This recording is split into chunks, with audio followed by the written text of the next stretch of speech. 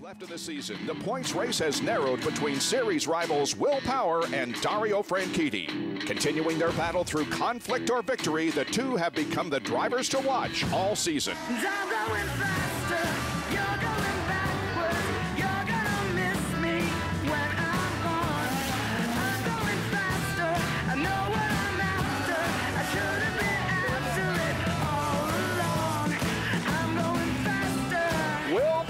Goes to victory lane. Franchitti is the winner. That's the last black eye. Man, Dario, he's twice done me dirty on the track.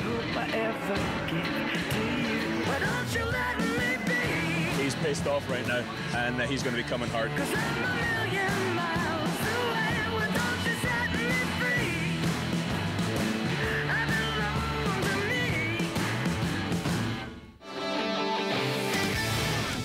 It is race day just to the west of the Inner Harbor in Baltimore, Maryland. This is the inaugural Grand Prix of Baltimore, and we are just about ready to give the command. There you see pit lane just below Oriole Park at Camden Yards. Let's take a look at the Mother's Polish starting grid for today's race. Will Power wins the pole and moves another point closer to championship points leader Dario Franchitti. Graham Rahal will start on the outside of row number 1. Ryan Briscoe and Franchitti will occupy row number 2. In the third row, Sebastian Bourdais and Ryan Hunter-Reay. Yeah, Bourdais, this is his best start this year, 5th today. He's got great finishes, 6th at Toronto, Edmonton, and Sonoma. But here's a guy that's got 31 wins, 31 poles. Things are starting to gel with him and Dale Coyne Racing. You can't count this guy out. In row number 4 for today's race, Mike Conway, the winner of Long Beach, and E.J. Viso. In row number 5, Scott Dixon and Simona De Silvestro. And Simona is so happy to be back with her team to get reunited after solving her immigration issues. The paperwork was fine. Now she's back in. She thinks this racetrack is the great equalizer. She thinks she'll be fast. The fastest rookie qualifier yesterday, James Jakes. He will start on the inside of row number 6. Veteran Vitor Meira alongside. Giorgio Pontino will be back in the 22 car, substituting for Justin Wilson. Oriol Servia will start alongside him. Rookie contender for Rookie of the Year honors, James Hinchcliffe and Charlie Kimball, a couple of rookies in row number 8. The 9th row, J.R. Hildebrand and Martin Plowman. And as you take a look at the rest of the starting lineup, we have had 7 different winners in 14 races so far in 2011. And we could very definitely see a new face in victory lane here this afternoon on a very, very unpredictable street course. And here is the 2 abreast formation. The green flag for the inaugural Baltimore Grand Prix waves. The dream of this city is a reality. Let's see what happens in the turn 1. Rahal really got in there good. Oh, they go through 2 abreast in the first 3 rows at least, and Rahal has the lead. Just as Marty said, Graham Rahal thought there was more grip, and here comes Power to the inside. He's going to get the lead in turn number 3. Already 2 passes here. The rest of the field coming through this hairpin turn at turn number 3. And 2 of those passes were for the lead, a pass and a repass. That was awesome. Here's the Honda tread cam located between turns 4 and 5. They're coming right at you and right over your head.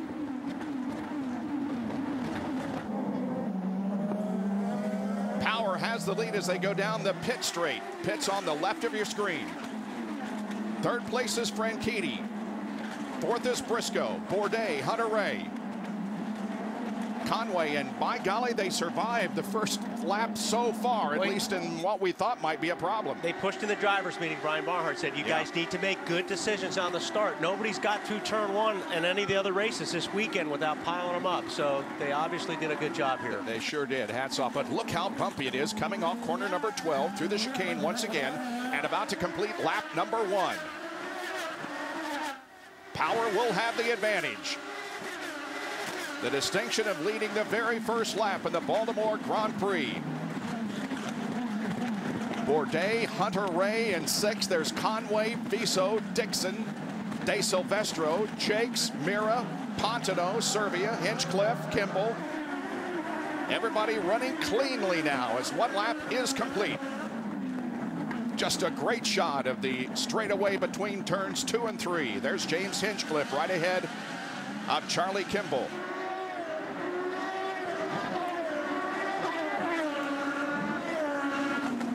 Ryan Hunter-Reay in yellow and white, DHL colors, chasing down the Boy Scout red, white, and blue of Sebastian Bourdais. That's for 5th and 6th position. Bourdais running in 5th. Hunter-Reay in 6th. Speaking of colors, right behind them is Mike Conway. That's a new paint scheme, black and yellow for him. You'll see him just come into the frame here. Mike Conway, of course, the winner in Long Beach. That long exit there at turn number 9, that's an area that Jan has said we should keep very close eye on through the weekend. So far, okay, this is turn number 12 now as they come out onto the front stretch, but first going through this chicane. Marty.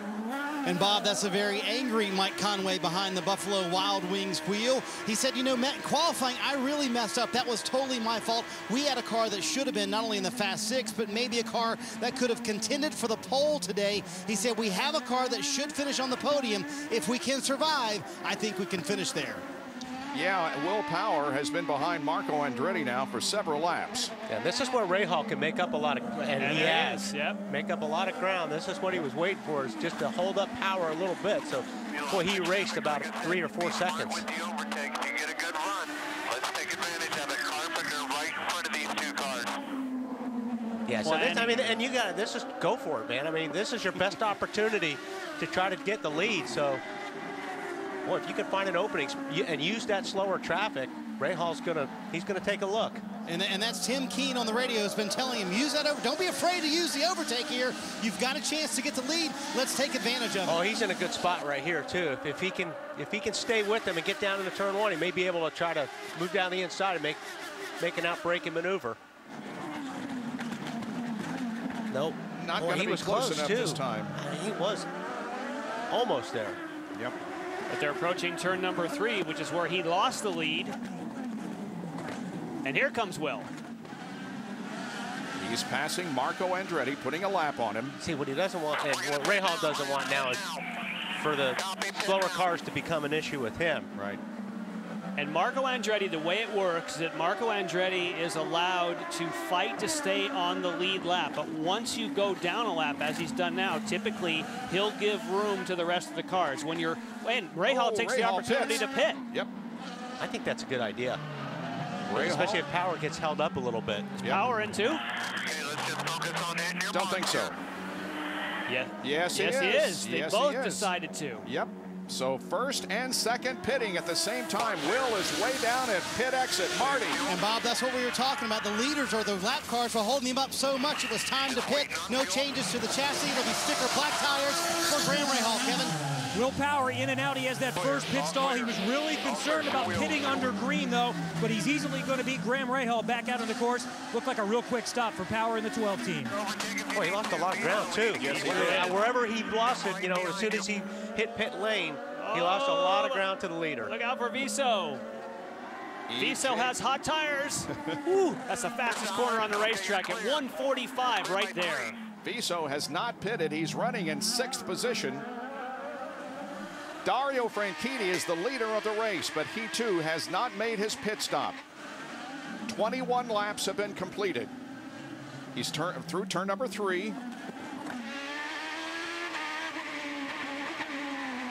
That shows you the advantage of being at pit out, but you also saw for Graham Rahal when they went to disconnect the fuel, it wasn't much. It was just enough where they lost a slight bit of time with that pit stop. And here comes Dario. Franchitti also makes a pit stop. He really had to pit because when you have the 2 leaders in front on that strategy, you don't want to get caught by yellow. That forces his hand. Kevin Lee headed toward you. Dario Franchitti took over the lead. When the top 2 pitted, he will come in. And then coming right around him in a moment, we'll see Ryan Briscoe. He's not going to come in this time. He's going to wait one more lap. Here's Franchitti. He's going to get out 7.5 seconds for Franchitti as the leaders go by. There you see him try to tuck in behind Graham Rahal. And now we'll fall in behind E.J. Viso. So that's bonus Graham Rahal. He gets a car in between. We'll have coverage of the race from Japan and then the one at Kentucky Motor Speedway before the finale in Las Vegas. And Thomas Schechter, who was a lap down in 26th position, is stopped on course He has no power, and this should bring out a full course caution, but it has not yet. If it does bring out a full course caution, yes, it does. And yep, it does. There it is. Marco Andretti just dodged a bullet because he stayed at the tail end of the lead lap, so he was saved by not letting Will Power go by. That's why they allow you to fight when you're still on the tail end of the lead lap. Marco was in 24th position and just about to go a lap down, but not anymore, as he will be able to encircle the entire racetrack. We are under our first full course caution on lap number 33 at Baltimore. Under caution here gives us a chance to take a little bit of a breather after some great racing in the first 33 laps of this event. Will Power leading over Rahal, Franchitti, Hunter Ray, Briscoe, Biso, and Simona De Silvestro is now 7th, and Scott Dixon 8th. Now, Dixon apparently passed, but not where he should have and under the conditions that he should have. The yellow is out, you can see. But Dixon still passes and obviously was caught and so has to give that position back to Simona. This is a great bonus for Scott Dixon. Remember, he was one of the very first people to pit, and he would have most likely not made it to the end without some caution. So this is exactly what Scott Dixon needed. He still needs to save quite a bit of fuel, but he, of course, I believe, along with Kanaan, were the first two to peel off. And you saw the Thomas Scheckter car pass through your screen. He was the cause of the caution. However, he has been refired. Now remember, this is not like the start. You may improve your position as soon as it goes green. And they will hammer it, I feel, as soon as they get out of this chicane. All right.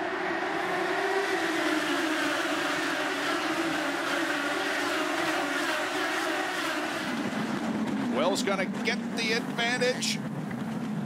And Ryan Briscoe and Ryan Hunter-Reay go through the corner side by side. That's for 4th place.